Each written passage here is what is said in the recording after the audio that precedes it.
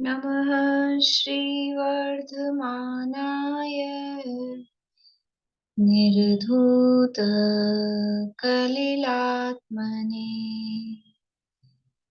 सालोकानां त्रिलोकानां यद्विद्यादर्पणायते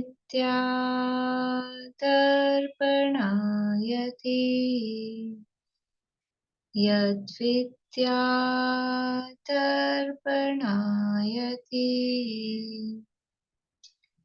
सकल पाप मल प्रक्षालक श्रीवर्धमान को करूँ नमन। लोकालोक प्रकाशित करने जिनकी विद्या है दर्पण, जिनकी विद्या है दर्पण।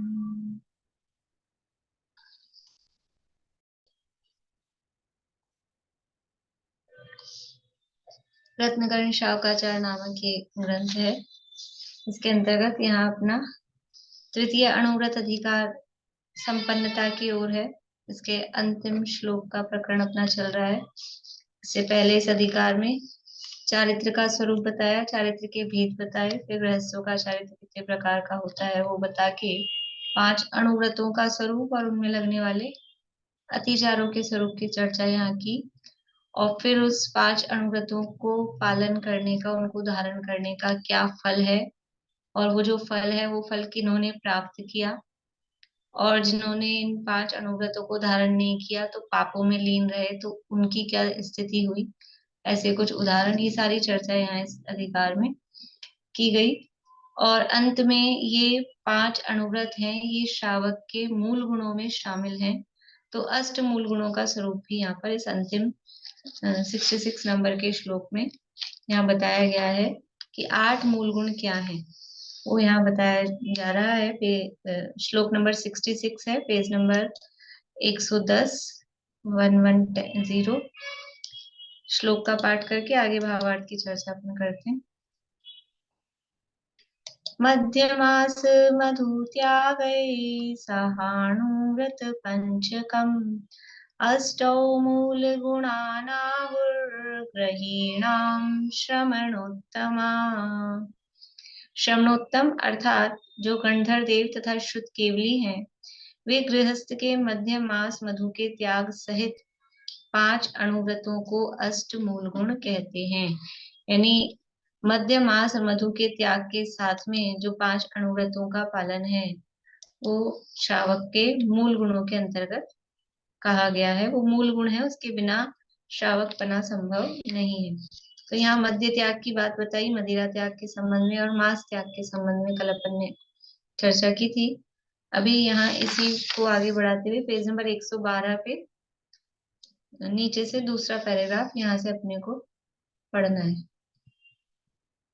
कल हमने देखा था कि ये जो मध्य है, मांस है और मधु है, तीनों ही वास्तव में बहुत हिंसा से निर्मित होते हैं और हमें अपने स्वरूप की असावधानी कराते हैं, पापों में आसक्त होने में कारण बनते हैं। इनका जो सेवन है, मद्य का सेवन, मांस का सेवन और मधु का सेवन, ये हिंसक तो है ही, बहुत हिंसा से उत्पन्न होते हैं, वो बात तो है ही, परंतु इनका भक्षण करने से परिणाम ही अपने आप ही इस तरह के होते हैं।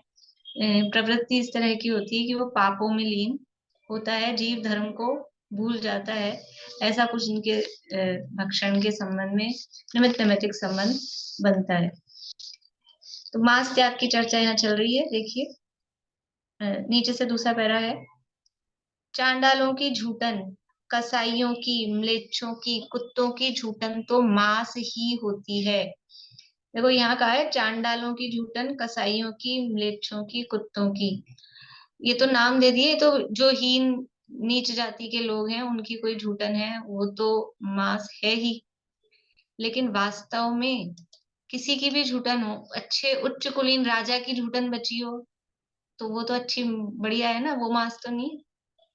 कि किसी का भी जो झूठा भोजन है उसमें मांस भक्षण का ही दोष लगता है, क्योंकि वो झूठा भोजन में क्या है कि जैसे यहाँ चलता है ज्यादातर राजस्थान वगैरह में इस तरह का, एक ही थाली में सब, एक थाली लगाते हैं, चार लोग उसी में बैठ जाते हैं, एक ही कटोरी, एक सब्जी एक ही है, और उसी में से मैं भी, आप भी, मैं क्यों, मतलब और लोग जो भी, सब उसी में से खाते हैं। तो ये हमने लिया, हाथ मुंह में गया, मुंह की लार लगी, फिर वापस उसमें लगाया, दूसरे ने लिया, तो सबके मुंह की लार, सबका वो झूठा, मतलब इतना तक कि अब वो तो बोलते हैं कि साहब प्यार बढ़ता है।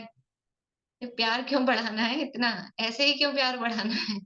और वैसे भी यहाँ तो राग का निषेध है कि एक का झूठा, इसी इसी राग की अधिकता में एक ही चम्मच, एक ही ग्लास, उसी से इसने खाया, उसी से उसने खाया, इतना ही नहीं, आधा बाइट इसने खाया, आधा बाइट उसने खाया, और फिर वो प्यार नहीं बढ़ रहा है, वो हिंसा बढ़ रही है, दोष बढ़ रहा है।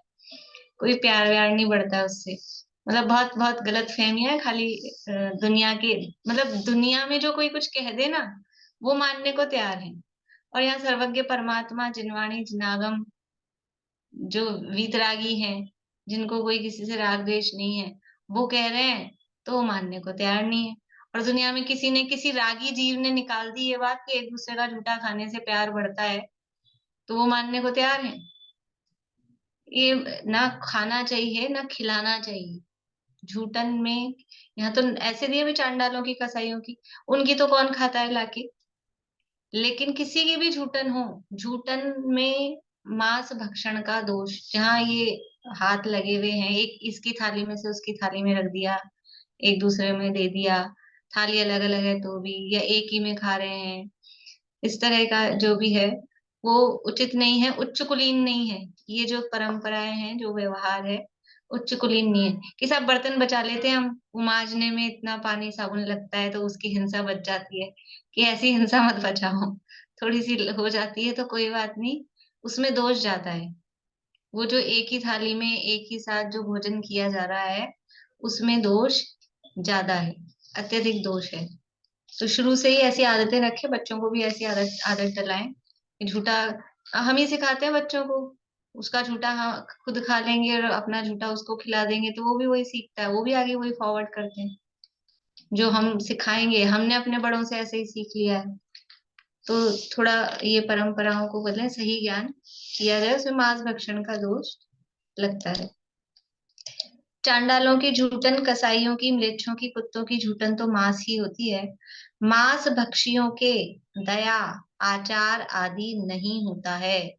जो जो मांस भक्षण करते हैं, तो जो मांस ही भक्षण कर रहे हैं कि मरे हुए जीव, मतलब जीव मर रहा है और उसको खाने में जिसको दया नहीं आ रही, तो फिर और कहाँ की दया कहाँ से होगी। जब मांस खाने में उसको दया नहीं आ रही है, तो और तो कौन सी दया होगी। तो दया नहीं है, आचार मतलब आचरण, उसका आचरण भी फिर कोई अच्छा नहीं होता है।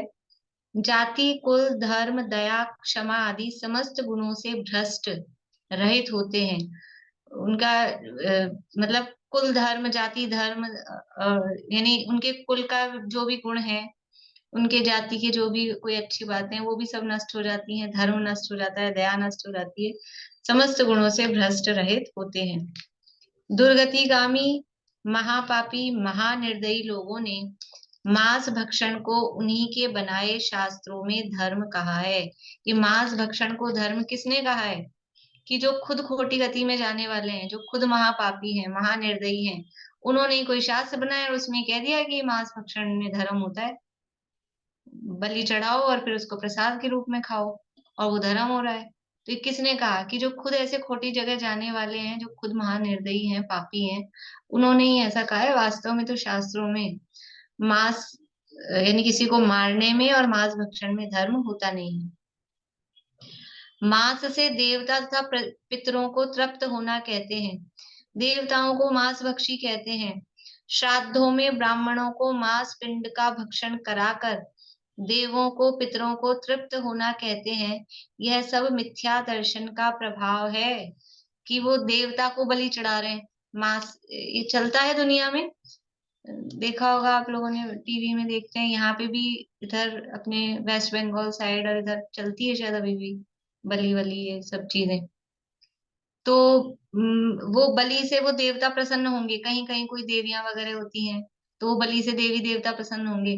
तो यदि आप उनको देवी देवता मान रहे हो और वो बलि चढ़ा के वो खाएगी, देवी खाएगी कि देवता खाएंगे, तो आप उनका देवों का आवर्णवाद, देव मतलब देवगति के देव, अगर उनको देवगति के देव भी मानते हो और उनको बलि चढ़ाना और उनको ये मांस वो खाते हैं ऐसा मान रहे हो, उनको हम चढ़ा रहे हैं, उनके मुंह में जा रहा है और वो खा रहे हैं, तो उनका अवर्णवाद है। क्योंकि देवता लोग तो अमृत भोजी होते हैं, उनके तो जितनी आयु होती है उतने हजार वर्ष बाद कंठ से अमृत झरता है, उनको ये मांस वास खाना ये तो बिल्कुल भी नहीं है। लोअर से लोअर जाति का भी, जाति मतलब किल्विषक हो, अभियोग्य हो, कोई सा भी देव हो, तो वो कोई मांस भक्षण करते हो। मांस क्यों खाएंगे? वहां कल्प वृक्ष है, खाना होगा तो रसगुल्ले गुलाब जामुन बर्फी पेड़ा ये खाएंगे। लेकिन ये रसगुल्ले गुलाब जामुन बर्फी पेड़ा भी उनको विष्टा जैसे लगते हैं, वो भी नहीं खाते। जो अमृत का पान करता हो उसको ये क्या अच्छे लगेंगे? इसलिए ये देवों का अवर्णवाद है। तो ये तो खाली खुद का, किसी ने अपना विषय, जिसको खुद को मांस भक्षण करना है, उसने अपने मांस भक्षण के पोषण के लिए ये परंपराएं चलाई। जो अपनी उसमें कहानी आती है सत्य वाली, जो उत्तम सत्य वाली में है ना, वसु झूठ से थी नरक पहुंचा, तो वो उसने अज का अर्थ बकरा कर दिया, और अज का अर्थ बकरा कर दिया तो वो बकरे की बलि चढ़ाने, तो वो जिसका अभिप्राय था ना कि बकरा मतलब वो मांस खाने का, मांस का पोषण करना, उसने उसको धर्म बता दिया। किसी भी काम को यदि आपको चलाना है, किसी भी पद्धति को, तो उसको धर्म के नाम पे ठोक दो बस, फिर चल जाती है। ये धर्म है, इसमें धर्म होता है, फिर सब चल जाएगा, कुछ भी कर दो। तो वो उनको मांस भक्षण की परंपरा चलानी थी, धर्म के नाम पे वो लगा दी। लेकिन विचार करें कि इसमें धर्म कैसे हो सकता है? किसी जीव को दुखी करना, वो जिसको मारा जा रहा है, वो क्या खुश, किसा भी खुशी खुशी तैयार हुए हैं बलि के लिए खुद ही, कि वो कहने को खुशी खुशी है, अंदर से कोई खुश नहीं होता है मरने के लिए। वो उसकी आत्मा तड़पती है अंदर से। तो किसी को दुखी करने में कहाँ धर्म है? और फिर देवता ये बलि, ये मांस खाते हैं, ये कहना ये उनका अवर्णवाद है। देवता तथा पितरों को तृप्त होना कहते हैं। पितर मतलब जो आप कोई पूर्वज हैं, व्यंतर वगैरह बन जाते हैं, उनको पितर बोलते हैं ना, पितरों का निकालते हैं कुछ कुछ। ये कोई कोई जिनके कोई पूर्वज व्यंतर बन गए हों और वो आके किसी को कुछ बताते हो कि हम कुछ वो हैं। तो कोई भी आयोजन, कोई भी कार्यक्रम होता है, होगा किसी ना किसी के घरों में इस तरह के काम होते होंगे। तो कोई शादी ब्याह का आयोजन हो, कुछ भी हो, तो वो पहले पितरों का थाली निकालेंगे, कि उसके कपड़े निकालेंगे कि ये हमारे उनके लिए है, और नहीं करें तो वो व्यंतर उनको नचाता है, फिर परेशान करता है। तो ऐसे वो पितर, हमारे जो पूर्वज हैं, वो मांस भक्षण के लिए कहते हैं, ऐसा कह के वो पितरों को तृप्त होना कहते हैं। श्राद्ध वगैरह होता है, इसमें भी कुछ इसी तरह के काम होते होंगे, जो श्राद्ध वगैरह की कनागतों में करते हैं भादवे के बाद, उसमें भी कुछ इस तरह के काम होते हैं। देवताओं को मांस भक्षी कहते हैं। श्राद्धों में ब्राह्मणों को मांस पिंड का भक्षण कराकर देवों को, पितरों को तृप्त होना कहते हैं। ये सब मिथ्या दर्शन का, मिथ्या दर्शन का प्रभाव मतलब ग्रहित मिथ्यात्व है, बहुत बड़ा ग्रहित मिथ्यात्व है। मिथ्या दर्शन, मिथ्यात्व दो प्रकार का है मिथ्या दर्शन, एक है अग्रहित और ग्रहित। तो अग्रहित तो है ही है, लेकिन अग्रहित के ऊपर चढ़ा हुआ, ऊपर से उड़ा हुआ, ये ग्रहित मिथ्यात्व है कि बहुत, कि इससे देवता प्रसन्न होंगे, कि देवता तृप्त होंगे, कि हमारे पितर तृप्त होंगे। तो ये जो भी पितरों के लिए निकालना करना, उनको मानना पूजना, ये ग्रहित मिथ्यात्व है बहुत।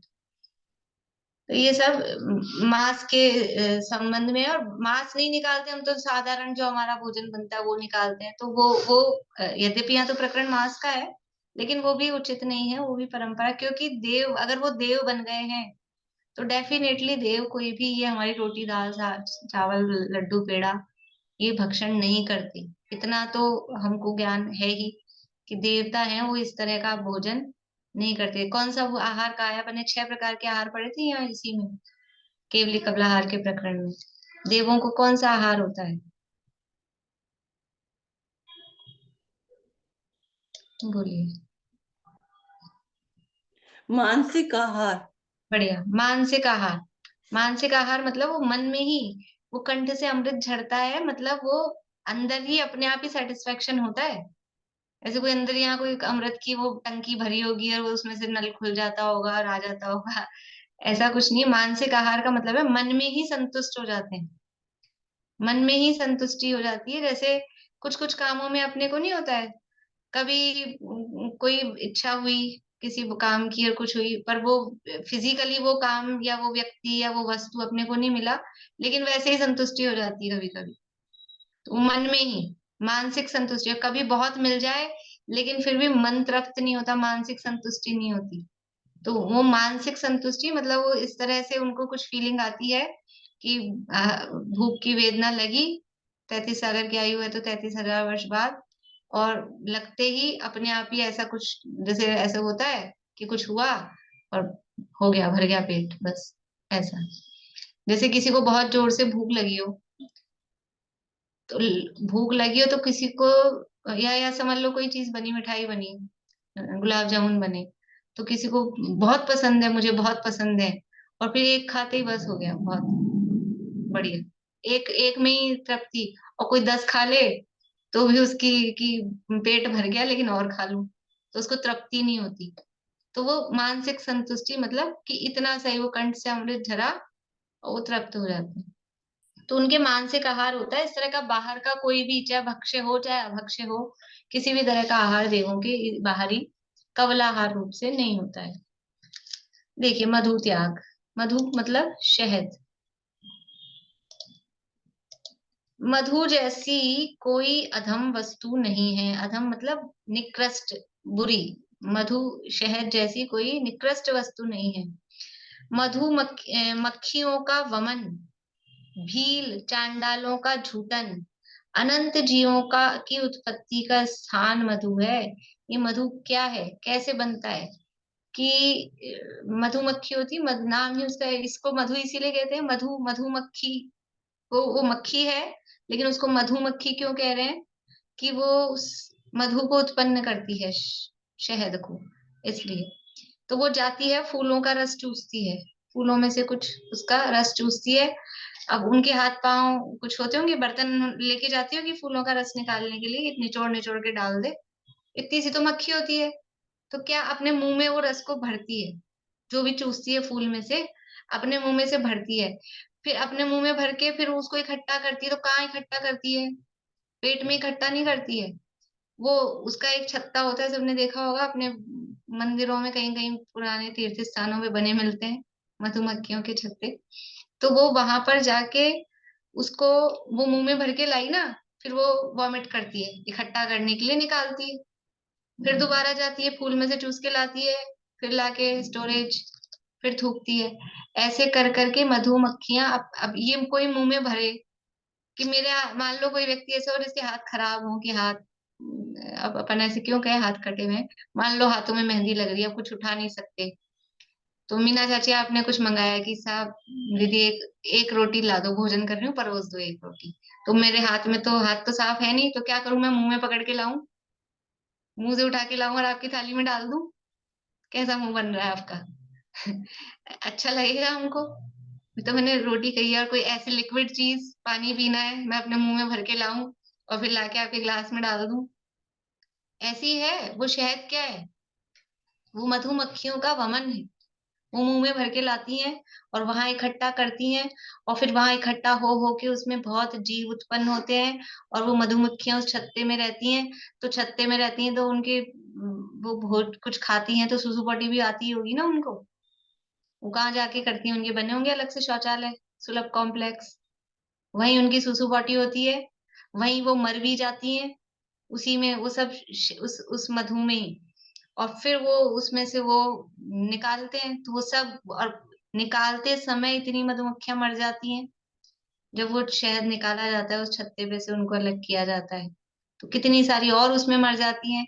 और निरंतर, अभी अपने कोई चीनी चाशनी ऐसी मीठी चीज हो तो कितने जीव उसमें उत्पन्न हो जाते हैं। तो वो मीठी, मीठा तो होता ही है, चिपचिपी मीठी चीज है, उसमें कितने जीव निरंतर उसमें उत्पन्न होते हैं।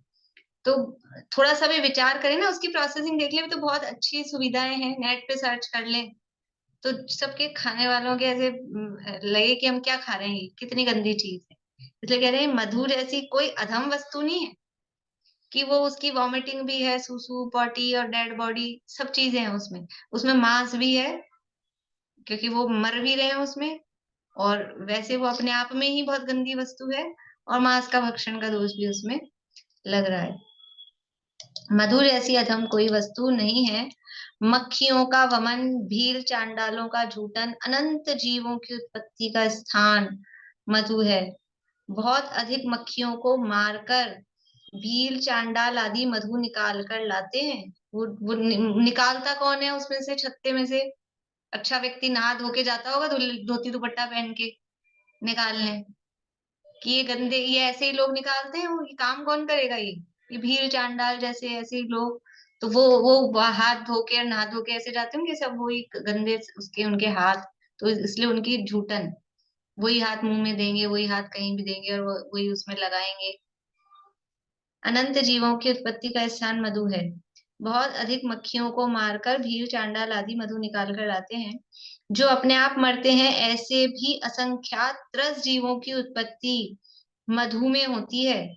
मधु को पवित्र मानना, पंचामृतों में कहना, शुद्ध कहना, इस जैसा विपरीत यानी असत्य और दूसरा कोई है। पंचामृत कहते हैं इसके, समझ लो, ये अपने में तो नहीं होता होगा पंचामृत में, पर अन्य मतों में मधु को अच्छा माना जाता है, मतलब क्या कहें, उनके भगवान के यूज में लिया जाता है। इतनी अशुद्ध चीज, उसको पवित्र मान रहे हैं, अमृत कह रहे हैं, और उसको शुद्ध कह रहे हैं। ऐसा विपरीत कुछ भी इसके जैसा विपरीत नहीं है।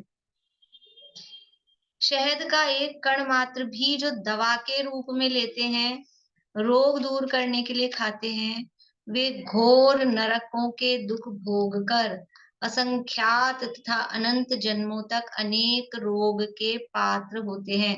बहुत अच्छे से हाईलाइट कर लेना चाहिए इसको, और दिखाना चाहिए अगर अपने चलता हो घरों में या कहीं, कि यदि दवा के रूप में भी एक कण भी उस मधु का, शहद का यदि खा रहे हैं, कि हम स्वाद से तोड़ना खा रहे हैं, तो दवा के रूप में खा रहे हैं, कि दवा के रूप में भी यदि ले रहे हैं, रोग दूर करने के लिए भी खा रहे हैं, तो घोर नरकों के दुख भोग कर असंख्यात तथा अनंत जन्मों तक, एक जन्म में नरक के दुख नहीं मिलेंगे अकेला, नरक के घोर दुख भोगने के बाद भी असंख्यात और अनंत जन्मों तक अनेक रोग के पात्र होते हैं। मतलब इस तरह के भाव मिलेंगे, नरक तिर्यंच, नरक तिर्यंच, नरकों में सारे रोग प्रकट हैं शरीर में। पूरा शरीर कैसा है, रोगों का घर जो कहा जाता है, वो नरक में प्रकट होते हैं।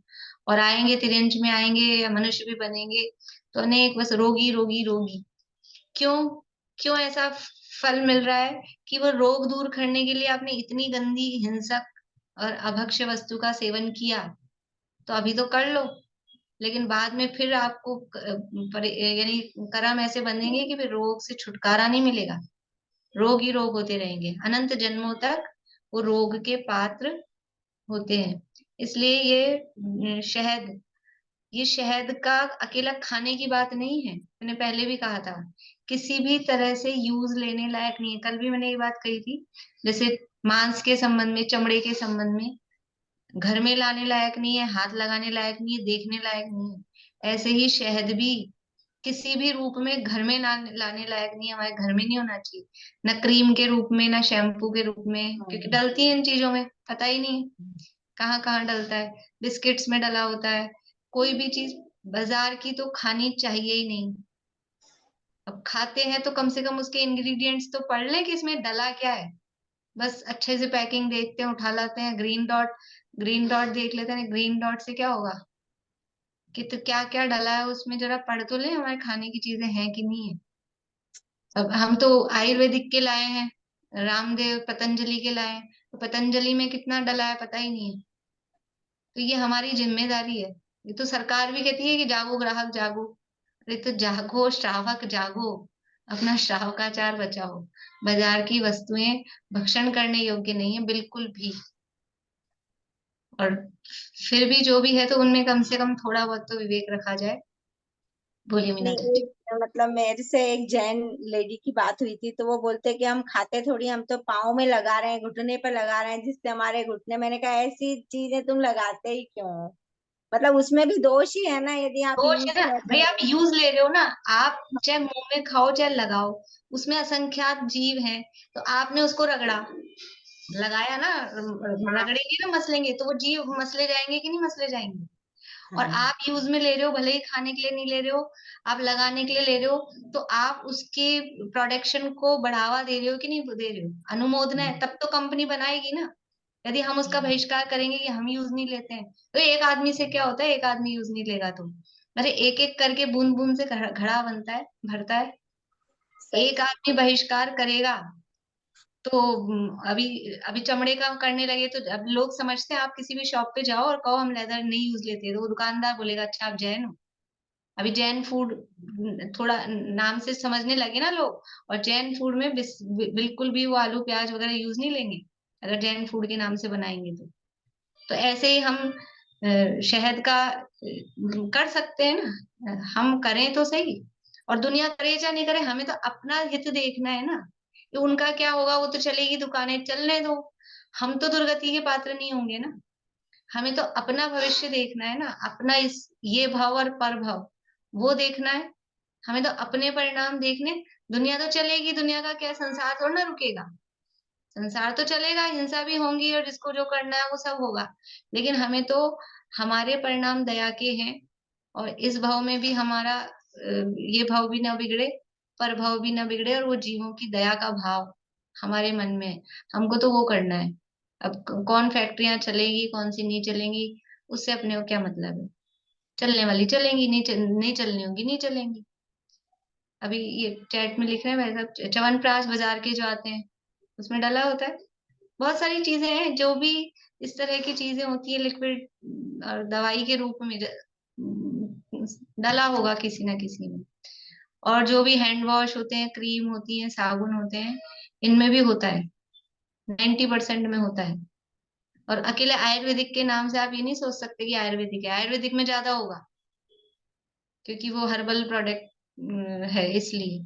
तो बहुत सावधानी से चीजें काम में लेनी चाहिए। बोली कविता जी। मैम लेकिन फिर जैसे ये चीजें हम काम में नहीं ले तो फिर हम इसका ऑप्शन हमें क्या मिल सकता है कि ये मिलते हैं ना चीज। ऑप्शन, बिना इसके साबुन तेल क्रीम पाउडर मिलते हैं। कोई अच्छा। दिक्कत नहीं है। और आप अच्छा। जैसा रहने लग जाएंगे आपके शरीर को वैसी आदत हो जाएगी। हाँ वो ये जो क्रीम्स बनती हैं, फेस क्रीम वगैरह, इसमें बेसिकली होता है नारियल का तेल। अच्छा। और दूध की मिल्क, वो बोलती है मिल्क है तो दूध की मलाई होती है। आप घर में नारियल का तेल और मलाई और ये लगाने लग जाओ अपने बॉडी पे, तो आपके अच्छा। शरीर उसी तरह से हो जाएगा। वो तो आपने क्रीमों की आदत डाल ली है दुनिया भर की, तो अपने को वो अच्छी नहीं लगती है। ठीक है ना, वो तो जैसी आदत डाल लो वैसे ही वो स्किन भी उसी तरह से यूज टू हो जाती है। और मैम एक साबूदाना भी नहीं खाना चाहिए। हाँ, साबूदाना भी महान अभक्ष्य होता है। अ, अच्छा। वो उसकी प्रोसेसिंग भी बहुत मतलब अभक्ष्य तरीके से बनता है और अभक्ष्य होता है। बहुत सारी चीजें हैं, एक एक तो नाम अ, ये भक्ष्य भक्ष्य की बहुत है, उसमें तो कुछ ज्यादा ही है, वो मैंने इसलिए ग्रुप पे नहीं डाली कि लोग और घबरा जाएंगे, उसमें तो और बारीकी से भी है। फिर भी आप लोग नेट पे सर्च करेंगे तो मिलती हैं भक्ष्य भक्ष्य के संबंध में चर्चाएं, अपने जैन कोश पे मिल जाएंगी। और भी और कहेंगे तो मैं ग्रुप पे डाल दूंगी, लेकिन उसमें बारीकी ज्यादा है थोड़ी, इसलिए। चलिए, पर जो मोटे मोटे है ना, जिसमें स्पष्ट रूप से त्रस जीवों का घात होता है, ऐसे अभक्ष्य। और उसमें भी क्या है कि जब त्याग करते हैं तो पहले हमको ये देखना चाहिए कि ज्यादा दोष किसमें है। तो हम बाजार की वस्तुओं का सेवन, देखो दोष तो आलू खाने में भी दोष है, घिया खाने में भी दोष है। भाई वो भी वनस्पति है, वनस्पति जीवों का घात तो हो ही रहा है ना। लेकिन अब ज्यादा किसमें है वो कंपेयर हम करते हैं। तो ऐसे ही वनस्पति यानी घिया वगैरह, या समझ लो पत्तियां भी कुछ खा रहे हैं और बाजार का खा रहे हैं, तो उनमें से पहले किसका त्याग करें? तो बाजार के खाने में ज्यादा दोष है, क्योंकि बाजार का भोजन तो अब वो हलवाई लोग बनाते हैं। कितनी बार आप लोगों ने देखा होगा, पता नहीं समोसे कचौरी वगैरह में अ, बीड़ी बीड़ी तक के उनके वो आ जाते हैं मसाले में। अब वो कैसे बनाते होंगे कि वो बीड़ी पी रहे हैं और वो बीड़ी उसी में आ गई है, तो कितना झूठन वाली बात चल रही है ना, उसमें मुझे याद आया कि वो कौन से उनके कैसे रहते हैं। इस तरह की भी चीजें, पसीने सब उसी में होता है सारा काम उनका। ये किसको विवेक है? तो वैसे भी हाइजीनिक रूप से भी देखा जाए तो बिल्कुल गंदा है। और धार्मिक दृष्टि से देखा जाए तो भी अभक्ष्य है। देखिए आगे बढ़ते हैं इसमें। तो ये शहद का एक कण मात्र भी जो दवा के लिए भी खाते हैं, दवा के लिए जब निषेध कर रहे हैं तो फिर घुटनों में लगाना और एड़ियों पे लगाना ये तो बात ही नहीं है। घुटने और एड़ियां ये तो ऐसे ही अ, दूसरे भी उपाय हैं। आप एड़ियां फट गई हैं, अब अपना प्रकरण तो नहीं है, या रेजमाल से रगड़ लीजिए उनको।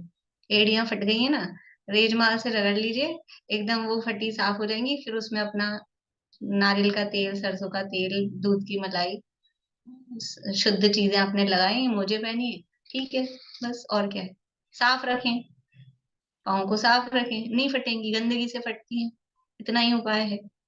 उसके लिए ये शहद वाली चीजें ही काम में ली जाए, वो कोई उपाय नहीं है। मधु, मांस, मध्य, नवनीत, माखन, ये चार महाविकृति खोटी चीजें भगवान ने परमागम में कही हैं। देखो मैं ये कह रहे हैं, मैं अपने मन से नहीं कह रहा हूँ, भगवान ने परमागम में कही है। मधु यानी शहद, मद्य यानी शराब, मांस और नवनीत मक्खन, नवनीत बोलते हैं मक्खन को, ये चार हैं, ये महाविकृति खोटी चीजें हैं, भगवान ने परमागम में कही हैं। जो जिन धर्म ग्रहण करता है वह मद्य, मांस, मधु, माखन इन चार विकृतियों का सबसे पहले परित्याग करता है। इन चार को भगवान ने महाविकृति कहा है। इन चारों का त्याग किए बिना जीव धर्म का उपदेश ग्रहण करने का पात्र ही नहीं होता है। क्या कह रहे हैं, ये धर्म का उपदेश सुन रहे हैं और ये सारी चीजें जीवन में चल रही हैं, तो बोले भी आप पात्र ही नहीं हो। क्यों नहीं होता है, अभी आगे आएगा ये, कि हमको 50-50 साल हो गए धर्म पढ़ते सुनते सुनते, लेकिन धर्म तो हुआ ही नहीं, प्रकट ही नहीं हुआ धर्म। क्यों नहीं हो रहा है, हो गए होंगे ना, किसी को 10 साल, किसी को 20 साल, किसी को 30 साल, किसी को 35 साल, 40 साल, 50 साल हो गए होंगे, हो गए, इतने साल हो गए पढ़ते पढ़ते सुनते सुनते। क्यों नहीं हो रहा है धर्म प्रकट जीवन में, क्यों नहीं हो रहा है? ये कह रहे हैं कि ये जब तक जीवन में तीन बातें कही थी, मिथ्यात्व, अन्याय, अभक्ष, तीन बातें पीछे कही थी ना, तो ये उसकी जगह और तीसरे दूसरे तीन बोलते हैं, अन्याय, अनीति और अभक्ष। अनीति है वहां मिथ्यात्व के जगह, अन्याय, अनीति, अभक्ष अगर जीवन में ये है तो फिर कितना ही ये ऊपरी रूप से कितना ही पढ़ो, कितनी किताबें आंखों के नीचे से निकाल लो, वो जीवन में धर्म प्रवेश नहीं कर, पात्र ही नहीं है, धर्म सुनने का पात्र ही नहीं है, उपदेश ग्रहण करने का पात्र ही नहीं होता है। देखिए हिंसा त्याग, धर्म है सो अहिंसा रूप है, ऐसी जिनेंद्र की आज्ञा बारंबार सुनने पर भी जो हिंसा को छोड़ने में असमर्थ हैं, वे त्रस्त जीवों की हिंसा को तो शीघ्र ही छोड़ दें। हिंसा का त्याग 9 प्रकार से किया जाता है, यानी धर्म है वो अहिंसा रूप है, तो जो पूर्ण रूप से हिंसा नहीं छोड़ सकते बिल्कुल ही, आप तो कह रहे हो हिंसा छोड़ो, और हम तो छोड़ ही नहीं सकते, फिर क्या करें?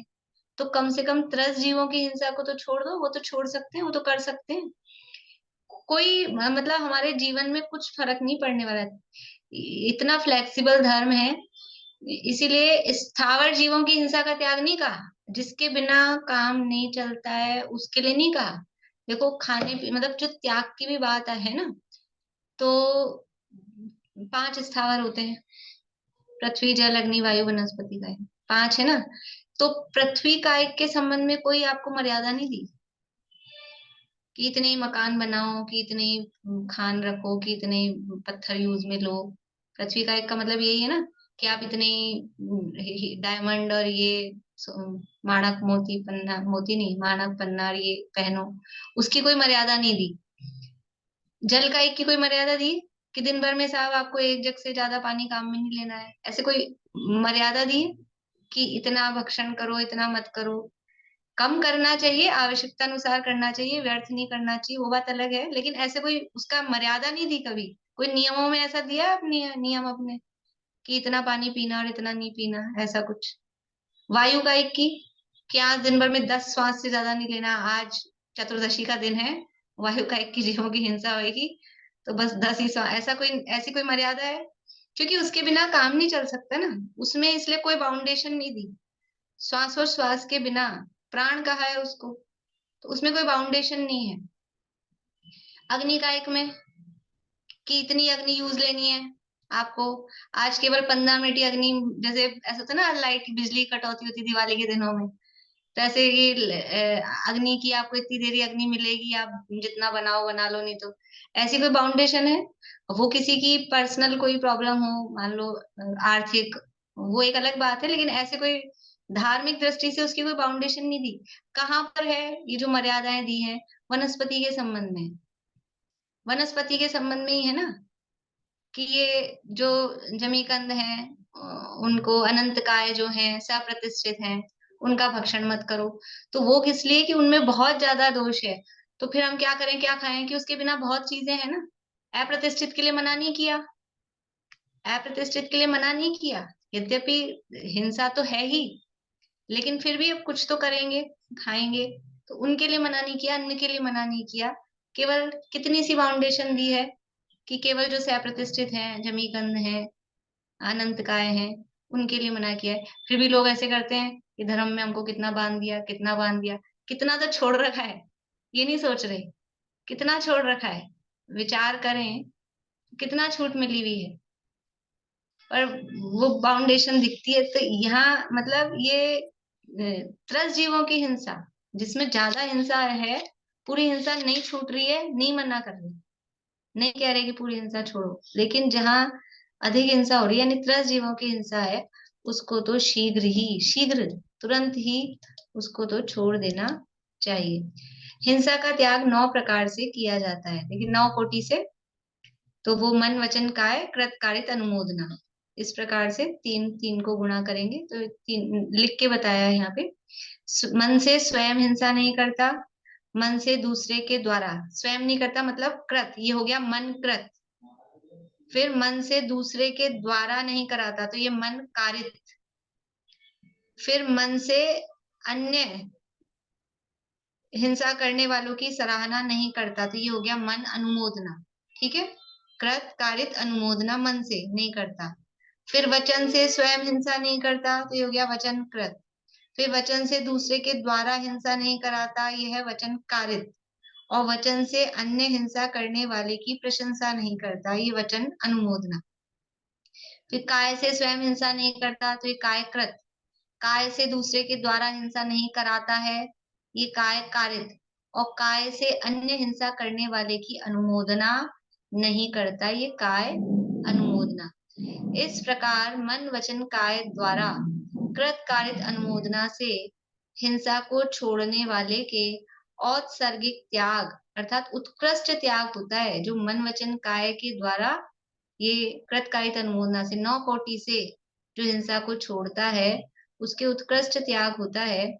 इन 9 प्रकार के बिना जो हिंसा का त्याग होता है, उसे आपवादिक त्याग मतलब अपवाद रूप वाला त्याग कहते हैं। उसके अनेक भेद हैं, मतलब इसमें से पूरी, आप कल आपको होमवर्क है, लिख के रखिएगा और मुझे याद दिला देंगे। कौन याद दिलाएंगे? रेणु जी, रेणु जी गायब है, दीपिका जी, रेणु जी या मीना चाची, तीनों में से कोई भी मुझे याद दिलाएंगे, ठीक है। ये जो 9 कहे हैं ना, इनके उदाहरण आपको दे खोज के लाने हैं। मन कृत कैसे होगा, मन कारित कैसे होगा, मन अनुमोदना कैसे होती है, वचन कृत कैसे होती है हिंसा। समझ में आ रहा है? प्रश्न समझ में आ रहा है? वचन से स्वयं हिंसा कैसे करें, वचन से दूसरे से हिंसा कैसे कराई जाती है, वचन से हिंसा की अनुमोदना कैसे होती है, काया से स्वयं हिंसा कैसे होती है, दूसरे से कैसे कराई जाती है। कठिन नहीं है, बिल्कुल सरल है। लेकिन कल आप लोग थोड़ा सोच के आएंगे तो अच्छा है, मतलब अपने को खुद को पता लगे कि कैसे कैसे हिंसा हो रही है, इसलिए। नहीं तो अभी भी हो सकता है, उसमें कोई बड़ी बात नहीं है। तो इस प्रकार से ये जो हिंसा छोड़ रहा है, नौ नौ पूर्वक पूरी की पूरी जो हिंसा छोड़ रहा है, उसके औत्सर्गिक मतलब उत्कृष्ट त्याग है, वो तो सर्वोत्कृष्ट चीज है। और इन 9 में से कोई पूरा 9 प्रकार का नहीं छोड़ पा रहा, मान लो किसी ने 6 प्रकार का छोड़ सकता है, कोई 2 ही प्रकार का छोड़ सकता है, कोई 3 प्रकार का छोड़ सकता है, तो उसे बोलते हैं अपवाद मार्ग। 2 तरह के मार्ग, मतलब एक तो उत्कृष्ट मार्ग है, राजमार्ग जिसे कहते हैं, और दूसरा है अपवाद मार्ग, कि पूरा टोटल जितना कहा है उतना नहीं कर पा रहे, तो उसमें से कुछ कुछ कुछ रूप से हम त्याग कर पा रहे हैं। तो उसके फिर अनेक भेद है, आप कितना छोड़ पा रहे हो। एक ही प्रकार के छोड़ रहे हो 9 में से, कि 2 प्रकार के, कि 3 प्रकार के, कि 4, तो जितने होंगे 9 टाइप्स उसके इस तरह से बन जाएंगे। इस प्रकार से इसके ये अनेक भेद हैं।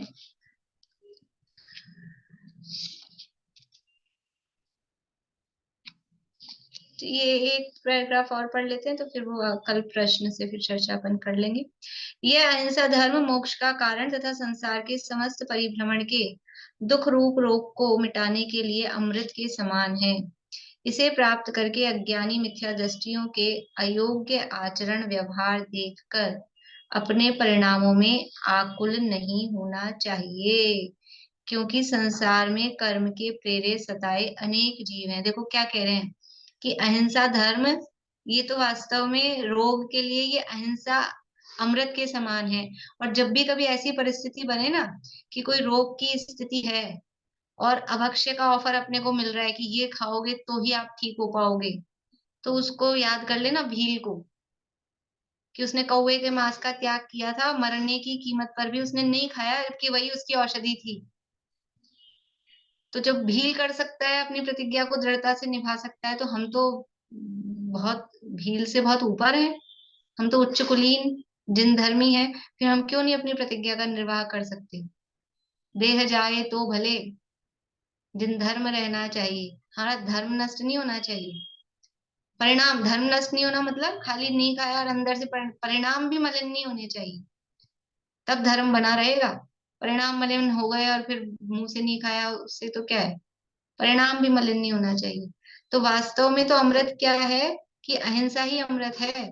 उसी से तो अभी रोगी शरीर था भील का, और फिर क्या हुआ कि वो अभक्ष्य भक्षण नहीं किया, फिर कौन सा शरीर मिला उसको, कि वो वैक्रिय शरीर दिव्य है, अनेक रिद्धियों से सहित, 8 रिद्धि गुणों से सहित, ऐसा ऐसा बढ़िया शरीर मिल गया, सड़ा गला शरीर छूट के। तो वो अच्छा हुआ ना कि यहाँ ये कौवे का मांस खा लेता, तो ये रहना भी सड़े गले शरीर में ही रहना पड़ता। वो अच्छा हुआ। इस प्रकार से अब ये चलो कल ही लेंगे, अभी समय हो गया, या आगे वाली लाइन पे भी चर्चा करनी है, कल ही लेंगे इसको आगे। तो हम अपने अहिंसा धर्म के पालन में दृढ़ रहें, किसी भी रूप से हिंसा का पोषण न करें, इसी भावना से। जय श्री